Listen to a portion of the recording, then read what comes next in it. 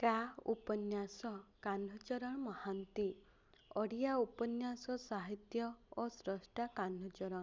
କବି ପରିଚୟ। କାହ୍ନୁଚରଣ ମହାନ୍ତି କଟକ ଜିଲ୍ଲା ନାଗବାଲି ଗ୍ରାମରେ 1906 ମସିହା ଅଗଷ୍ଟ 11 ତାରିଖରେ ଜନ୍ମଗ୍ରହଣ କରିଥିଲେ।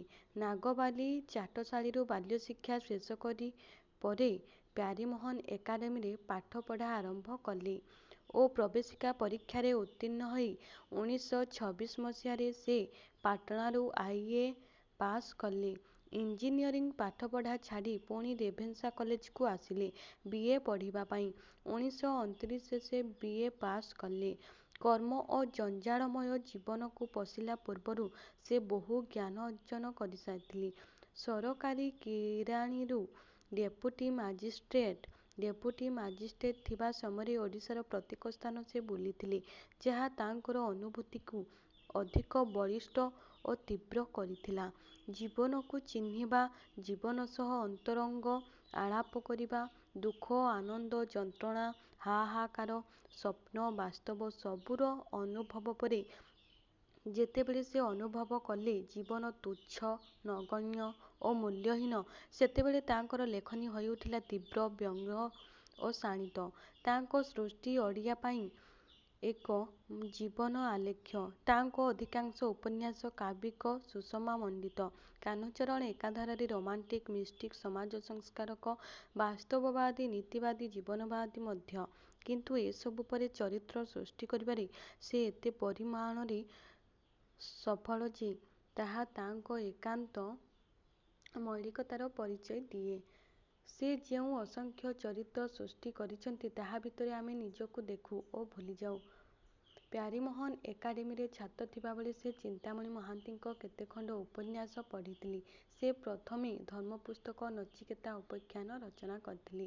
କିନ୍ତୁ ତାଙ୍କର ସ୍ରଷ୍ଟା ଜୀବନ ଆରମ୍ଭ ହୁଏ ପ୍ରଥମେ କବିତାରୁ ଏବଂ ପରବର୍ତ୍ତୀ ମୁହୂର୍ତ୍ତରେ ସେ କବିତା ଛାଡ଼ି ଗଳ୍ପ ଲେଖିବା ଆରମ୍ଭ କଲେ, ଯାହା ତାଙ୍କର 5ଟି ଗଳ୍ପକୁ ନେଇ ପଞ୍ଚଦଳ ନାମରେ ଆତ୍ମପ୍ରକାଶ କରିଥିଲା ଏବଂ ପରେ ସେ ଲେଖାକୁ ନିଜର ଏକାନ୍ତ ଆପଣାର ବୋଲି ଧରିନେଇଥିଲେ। ତ ଇଏ ହେଉଛି କବି ପରିଚୟ, ଦେଖିଦେବେ। ତ ଇଏ ହେଉଛି କା ଉପନ୍ୟାସର ସାରକଥା। ଗୋଟିଏ ନାରୀର ମନସ୍ତାତ୍ତ୍ୱିକ ବିଶ୍ଳେଷଣର ଭିତ୍ତିଭୂମି ଉପରେ କା ଉପନ୍ୟାସର ଅମର ସୃଷ୍ଟି। ନନ୍ଦିକା ସ୍ୱାମୀ ଅନୁରକ୍ତା, ସ୍ୱାମୀ ସୋହାଗିନୀ। କିନ୍ତୁ ମାତୃତ୍ୱର ଦୈର୍ଘ୍ୟ ଭିତରେ ଜୀବନ ତା'ର ହାହାକାର କରି ଉଠିଛି। ମାତୃତ୍ୱ ନାରୀର ଶ୍ରେଷ୍ଠ ଓ ଅନ୍ତିମ କାମନା। ବଂଶରକ୍ଷା ନିମିତ୍ତ ସୁନନ୍ଦକୁ ଆଉଥରେ ବିବାହ କରିବା ପାଇଁ ପ୍ରବର୍ତ୍ତାଇ ସଉତୁଣୀକୁ ନିୟନ୍ତ୍ରଣ କରି ଆଣିବାରେ ନନ୍ଦିକାର ଚାରିତ୍ରିକ ମହତ୍ତ୍ୱ ଫୁଟିଉଠିଛି। ମାତ୍ର ବିବାହ ପରେ ନନ୍ଦିକା ହୁଏ ଅବହେଳିତ। ସ୍ୱାମୀଙ୍କର ସବୁ ସ୍ନେହ ସୋହାଗର ଅଧିକାରିଣୀ ହୁଏ ଲଳିତା। ତା'ପରେ ନନ୍ଦିକା ମନରେ ଆରମ୍ଭ ହୁଏ ନାରୀ ମନର ସ୍ୱାଭାବିକ ହିଂସ୍ର ପ୍ରତିକ୍ରିୟା। ରାତ୍ରି ଅଧରେ ସୁନନ୍ଦ ଏବଂ ଲଳିତାର ହସ ଏବଂ ପ୍ରେମାଳାପ ଶୁଣି ନନ୍ଦିକା ଉଠିଆସେ। ଲଳିତାକୁ ସୁନନ୍ଦର ଛାତି ଉପରକୁ ଫିଙ୍ଗିଦେଇ ତଣ୍ଟିକଣା କରି ତା' ରକ୍ତ ପିଇଯିବାକୁ। ତା' ଗୁଣ ନିଜ ଦେହର ଜ୍ୱାଳା ପାଖରେ ସେ ହାରିଯାଏ ନିତାନ୍ତ ନିଃସହାୟ ଭାବରେ। ଯୌବନର କାମନା ଭିତରେ ସେ ଜଳିଯାଏ ମୁମୂର୍ଷୁ ଭାବରେ। ସ୍ୱାମୀ ସମ୍ପୂର୍ଣ୍ଣ ଭାବରେ ନିଜର କରି ରଖିବା ନାରୀ ମନର ଏକ ସ୍ୱାଭାବିକ ଦର୍ଶନ। ତେଣୁ ସେ ସାଜିଛି ଏକ ହିଂସ୍ର ବାଘୁଣୀ। ଏସବୁ ସତ୍ତ୍ୱେ ନନ୍ଦିକାକୁ ଭୁଲ ବୁଝିବାର ଅବକାଶ ମନରେ ସୃଷ୍ଟି ହୁଏନି। ସେ ଯାହାହେଲେ ବି ରକ୍ତମାଂସ ଗଢ଼ା ଏକ ନାରୀ। ନାରୀ ମନର ସ୍ୱାଭାବିକ ଦୁର୍ବଳତା, ଚିନ୍ତାଧାରା ଓ ପ୍ରତିକ୍ରିୟାର ଜୀବନ୍ତ ବିଶ୍ଳେଷଣ ଯୋଗୁଁ କା ଉପନ୍ୟାସ ଚରମ ସଫଳତା ସମ୍ଭବ ହୋଇଛି। ଠିକ୍ ସେମିତି ବିବାହିତ ଜୀବନର ଆରମ୍ଭରେ ଲଳିତାର ଆଦର୍ଶ ନନ୍ଦିକା ପ୍ରତି ତା'ର ଭକ୍ତି ଓ ସମ୍ମାନ ଅକ୍ଷୁଣ୍ଣ ରହିପାରି ନାହିଁ। ନନ୍ଦିକା ତା'ର ସ୍ୱାମୀଙ୍କର ପ୍ରଥମ ସ୍ତ୍ରୀ ଓ ତା' ସ୍ୱାର୍ଥର ଭାଗୀଦାର, ଏକଥା ସେ କେବେହେଲେ ଭୁଲିଯାଇ ପାରିନାହିଁ। ଲଳିତା ଓ ନନ୍ଦିକା ଦୁଇଟି ବିଭିନ୍ନ ନାରୀ, ପୁଣି ସଉତୁଣୀ। ତେଣୁ କା ଓ ସାର ବାଲିବନ୍ଧ ଆଖପାଖ ଭୁଷୁଡ଼ି ପଡ଼ିବା ସ୍ୱାଭାବିକ। ଶେଷରେ ନନ୍ଦିକାର ସ୍ୱପ୍ନ ସାର୍ଥକ ହୁଏ। ସେ ସନ୍ତାନର ମା' ହୁଏ ସତ, ମା' ଡାକ ଶୁଣିବା ପୂର୍ବରୁ ଚିରଦିନ ପାଇଁ ଆଖି ବୁଜିଦିଏ। ସେ ମିଶିଯାଏ ତା'ର କା ଲଳିତାର ଆତ୍ମା ଭିତରେ। କା ହୁଏ ସା ସନ୍ତାନର ମା'।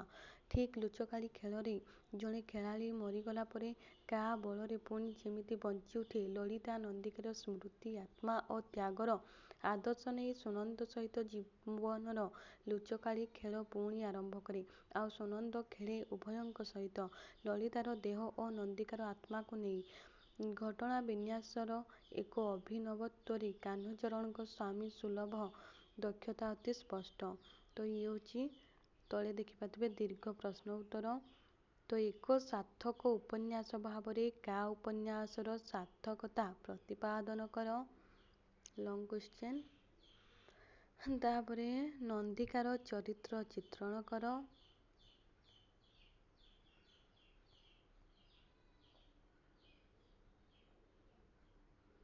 କା ଉପନ୍ୟାସର ନାମକରଣ ସାର୍ଥକତା ପ୍ରତିପାଦନ କର।